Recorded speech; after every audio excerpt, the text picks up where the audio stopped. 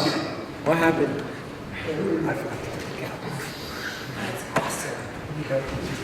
It's funny how, by what happens during the week, your sermon changes all the time, you know? The God promise, we're studying Abraham, correct? Well, thank you, Tim, for acknowledging that. Thank you, Dan. We're studying Abraham. What's that hissing sound? Oh. Yeah, I thought there was like a snake or something. I'm like, whoa! Last week we started going through Genesis 12:1, where God called Abraham to leave his family and his country and go to a country that he will show them. It reads this: Now the Lord said to Abram, get out of your country, from your family and from your father's house to the land that I will show you. Verse 2 says, I will make you a great nation. I will bless you and make your name great, and you shall be a blessing. I will bless those who bless you, and I will curse him who curses you. And in you all the families of the earth shall be blessed. Hey, that's not bothering me. Yeah, that's not bothering me. I mean, now that I knew I was going to be rushed to the hospital with a snake bite, I'm good.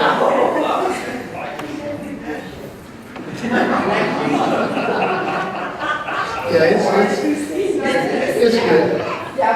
Yeah, it's all good. Verse 1. Verse 1, God tells Abraham, hey, I got a plan for you. I got a plan for you. Abraham was in God's plan. Just like John Klingensmith is in God's plan.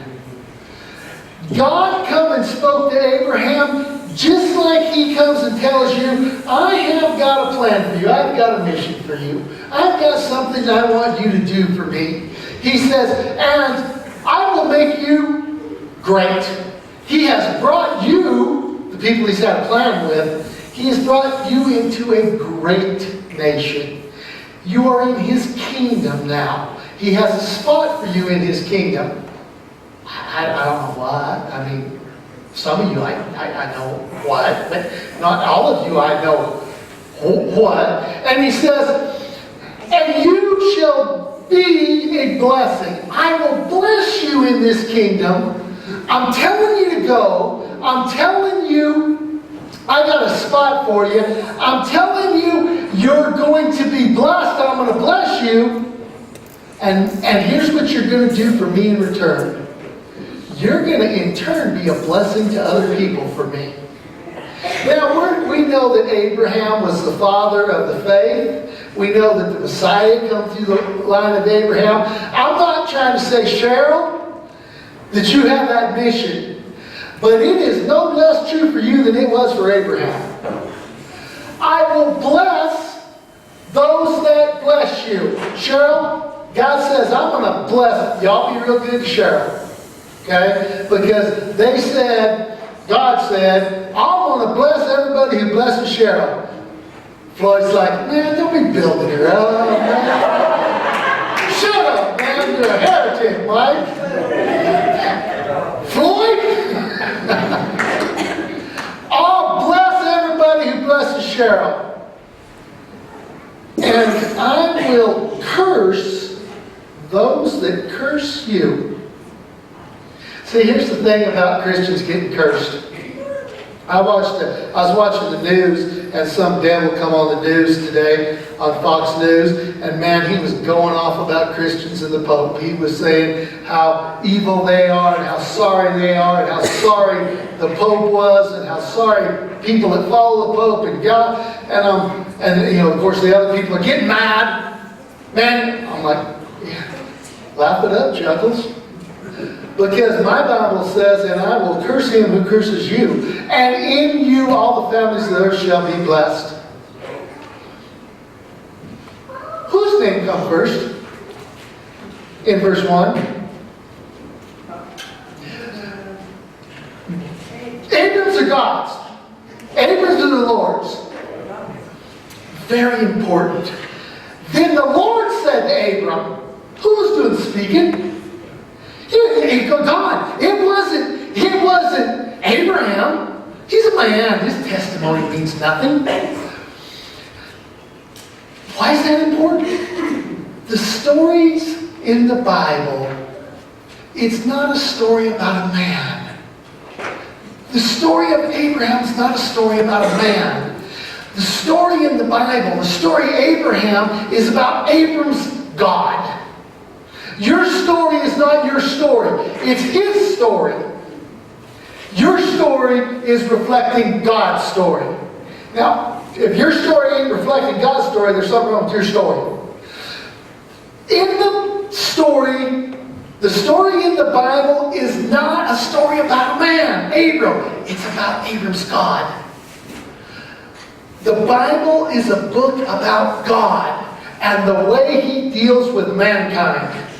It's not about mankind, but see, man thinks we're the center of the universe, so we always look for us in the Bible instead of looking for God in the Bible. Now, we get confused and we get messed up and we do stupid things. Why? Because we're looking at ourselves. See, the Bible's a book about God and the way He deals with mankind. Samson, it wasn't a story. We went through Samson, and it was all about, what Samson did or didn't do. You read commentator after commentator after commentator, and it's always about what Samson done. It's always about, was he sinning? Should he have been sinning? Well, it had nothing to do with Samson. Had to do with God. Because Samson is a story about how God's doing something. Jonah. Oh, he shouldn't have done this. See, that's what we get up here, we preach it, we internalize it, and we talk about ourselves in that. Well, Jonah shouldn't have went and done this, and he shouldn't have done that, and I've never did. It ain't a story about a man. It's a story about how God deals with a man. David. It ain't about David. It's about David's God. It's very important that it wasn't, and Abraham said, it was the Lord said to Abraham. Because here's where we get mixed up. We think it's about us. Well, it ain't about us, it's about God. The promises of God, the I wills, did you catch them in there? He said, because if it's Abraham speaking, the I wills don't mean nothing. If it's you speaking, yeah, it might have some validity, might not have some validity. It's when God speaks that it matters. See, if Abraham said, I will show you, I will give you, and I will bless you, yeah, that might, maybe that. But when the Lord speaks and He gives you a promise and He says, I will show you, I will give you, and I will bless you. Now, there's no higher court in the world than that court. Why is that important? Well, it's important for this. Because Abraham's God is our God. What He's given to Abraham, He's given to us. See, this is the important thing about the story of Abraham. It ain't about a man and what he's done. It's about what God does with a man. He says, I will show you. Leave your country, your family, and I will show you where to go. Got it, boss? I will give you your ministry. I will give you the land that you're going to be. I'll either make your name great or nobody will ever remember you throughout all history. I will do that. I will bless you. Now, you go out there and you work hard and you can do some deals and you can ride a lot of horses and you can kill a lot of bugs and boy, you can try to really, really get blessed. Or would you just like to have God bless you? Because when He blesses somebody, He can bless somebody. Galatians 3:29 says this. Why is it important to us? If you belong to Christ, if you have the Holy Spirit in you, if you belong to Christ, then, connecting something together, then you are Abraham's seed. You're his kids. Your seeds after him. You're relatives of Abraham. And heirs according to the promise. That's why it's important to us. Because that just moved us into a new realm. It moved us into a new life, Lord. If Abraham was a friend of God, what's Cheryl? Cheryl must be a friend of God. Be careful how you treat Cheryl because she's a friend of God. Cheryl likes chocolate. You know, usually when I'm speaking to people, Cheryl, they don't talk about it. But it could have been from the Lord. Now, you know this crew. When I say Cheryl likes chocolate, I cannot be responsible for what might happen after I say this. But you brought it upon yourself. Cheryl likes chocolate, everybody. I don't know what we're going to do with that. But is Abraham counted as the faithful? Then chocolate-loving Cheryl is too. Is Abraham loved by God? Then so is Cheryl. See, what Abraham got, we get. If you belong to Christ, then you are Abraham's seed and heirs according to the promise. You think Abraham made it to heaven? You think Cheryl's going to make it to heaven? They said or God said? Who's doing the talking in your life? Who are you listening to? Who are you listening to? Who's doing all the talking in your life? Your buddies? Your friends? Or your God? God finally speaks. 400 years from Noah to Abraham. 400 years of dead silence. God ain't speaking no more. Done. He's done. Not your mom. Now I want to give you this time, what this timeline looks like. Okay? God wasn't speaking to your mom. Your mom never heard from God. Okay? These generations. Your grandmother never heard from God. Your great-great-great-great-grandmother never heard from God. They would not understand hearing from God because none of them ever heard from God. The last time God spoke, you know the last time God spoke in America, they would have been dressed as the Pilgrims 400 years ago. God was silent. He didn't say nothing. And when He did speak the last time 400 years ago, here's what He spoke. When God last spoke to man, He told them, build a boat because I've had enough of your rebellion. I'm wiping it out. I'm sick of it. God says, build a boat. I'm sick of it. I'm wiping you out. And for 5 generations, for 400 years, nobody ever heard from God again. Now, see, we hear from God all the time, so it's cool with us. How would you like to have been in them generations?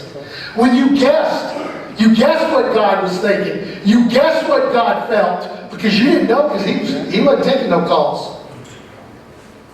400 years later, He speaks to a man and begins the covenant of justification by faith. The most important part of the first 3 verses is God spoke blessings. The next time God spoke blessings, and He has been speaking blessings for 1,800 years. But we don't believe God speaks blessings because we're too worried running around judging everybody that they ain't a good enough Christian. The most important decision you will ever make, JC and Dolly, the most important decision you will ever make in your life is to follow the one who speaks blessings. Because if you are graduated from Harvard, which could happen. If you graduate from Harvard, if you make $1 million a month, you will be cutting yourself, selling yourself short because you have not followed the one who speaks blessings. And you can make tons of money and have a terrible marriage. And you can make tons of money and your kids won't ever talk to you. Follow the one who speaks blessings. Win, lose a job. Win, lose a job. Follow, as for me and my house, I'm going to follow the Lord. And I'm going to let the chips fall where they may. Because my God is good all the time. You can follow the world. And you can make tons of money. Tom Redmond. Do you guys know who Tom Redmond is? No, you don't know who Tom Redmond is. I used to work for Tom Redmond. I just shoot all of their horses up there. And Tom Redmond was... He owned Aussie Shampoo and half of VL Sassoon. One year, he told me his taxable income, not the company's, his, was $109 million. He didn't have problems paying for lunch. I had no problem letting him buy it either, just to let you know on that other side. Right there. Was one of the most miserable, haunted men I ever saw in my life. Now, I worked with him as a pagan. Well, I was a pagan when I first started working for him, because I needed to help him get rid of some of that money for tax purposes. And I became a Christian there at the end. And I told Tom Redmond, hey, here's the problem, man. You need to ask Jesus into your heart, because you need to get born again. Because your life, I wouldn't trade my life for all your money. Because I got something better than you got. I got heaven. He looked at me like I had two heads growing out of me, like, yeah, that's cute, go away. Okay. But I'm telling JC and Dolly, follow the one who gives out the blessings. Because money ain't going to make you happy. Cars and trucks and horses ain't going to make you happy. You know what's going to make you happy? The Spirit of God entering into you. And I'm telling you, it's euphoric for the rest of your life. One thing you will... Now, how do you do that, you ask, Dolly? You don't have to ask him. How do you do that? Well, I'm going to tell you what you'll not find Abraham doing. You will not find Abraham saying, no, I can't. You will not find Abraham saying, no, I won't. You will not find Abraham saying, give somebody else, the job's too big. Obedience over self. Obedience obeys, self rebels. Every time. Obedience obeys. Yeah, that's what obedience means. Yes, I know. Obedience obeys. I couldn't figure out another word to put there, right?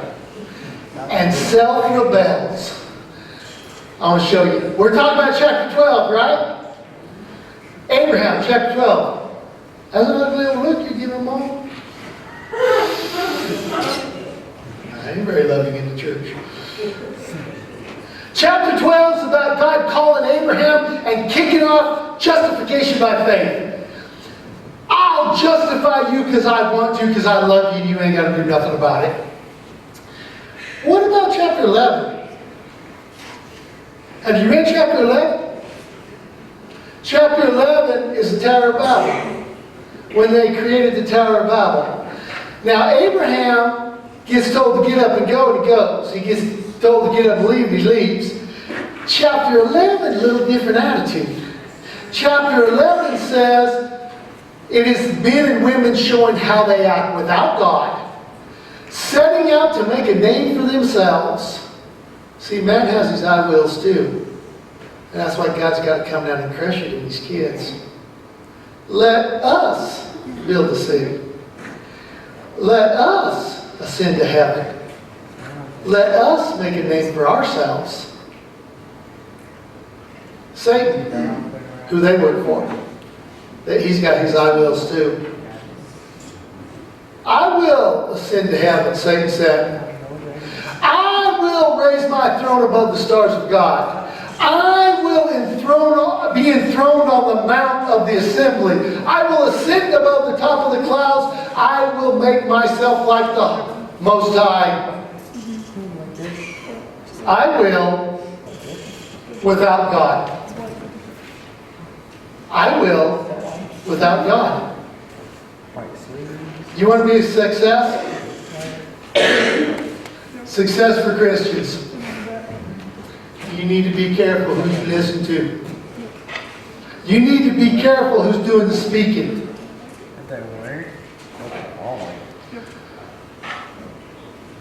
Because you will follow somebody.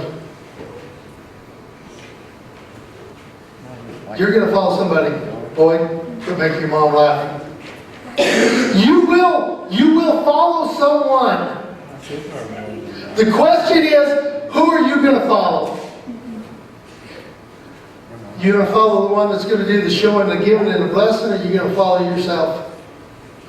You going to follow the counsel of man, or are you going to follow the counsel of God? See, this is what we got to understand in the first 3 verses. Who's doing the talking? Who's the blesser? I will bless you unconditional for Abraham's seed.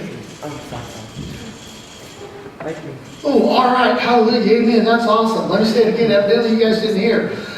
I will bless you, he told Abraham, and it is an unconditional blessing for Abraham and his seed.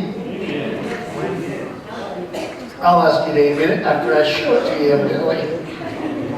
Let's suppose for just a second that Abraham stopped in Haran to bury his father and didn't immediately go. Did God bless him? Let's suppose that in Egypt he was afraid of the king and sold out his wife. John, did God bless Abraham? Let's suppose that he is distrustful and sleeps with his maidservant. Did Abraham get blessed? Because it is an unconditional blessing that I will bless Abraham and I will bless all of his seeds. Why is Cheryl, you chocolate loving sweetie, you gonna get blessed? Because you're the seed of Abraham. And being the seed of Abraham, God says, and he will not go back on it, I'm gonna bless her. She gotta be perfect? She would get blessed if she's perfect. Let's suppose Abraham made some mistakes. God's still blessing. I will bless you because he is the God of promise. Will bless you unconditionally.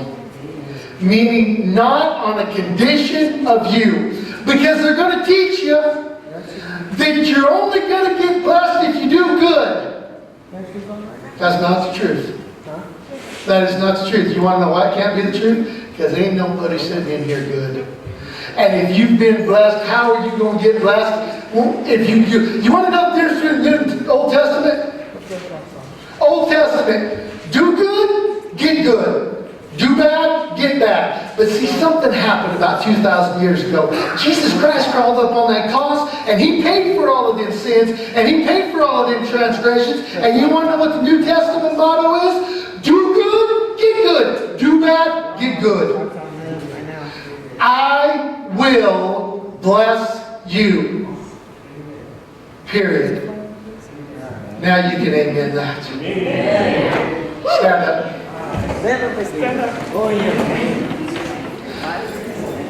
Father, thank you for being the God of blessing.